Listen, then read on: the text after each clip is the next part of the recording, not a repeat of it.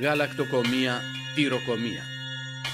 Σκοπός του προγράμματος είναι να καταστήσει τους σπουδαστές ικανούς να απορροφηθούν από τη γαλακτοκομική βιομηχανία του τόπου. Επιπρόσθετα, το πρόγραμμα μπορεί να αποτελέσει βάση για τεχνική κατάρτιση στο συγκεκριμένο αντικείμενο.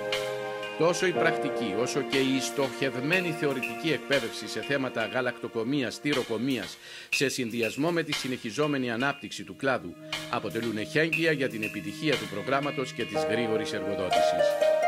Ο κλάδος της γαλακτοκομείας και τυροκομείας εξελίσσεται ραγδαία τα τελευταία χρόνια και έχει επιτύχει σημαντικές βελτιώσεις τόσο στην ποιότητα των τυροκομικών προϊόντων όσο και στην αύξηση της παραγωγικότητας.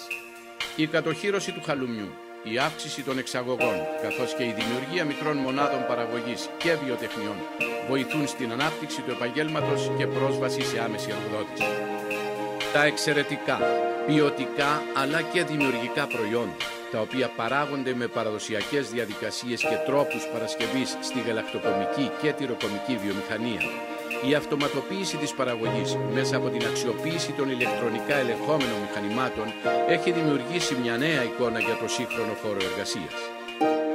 Το πρόγραμμα εκπαίδευσης και κατάρτισης γαλακτοκομεία-τυροκομεία προετοιμάζει τους σπουδαστές για σταδιοδρομία τόσο στον τομέα της γαλακτοκομικής και τυροκομικής βιομηχανίας, όσο και σε άλλες βιοτεχνίες παραγωγής, οι οποίες εξειδικεύονται στην παραγωγή διαφόρων ειδών τυριού, αλλά και σε άλλες συναφείς βιομηχανίες.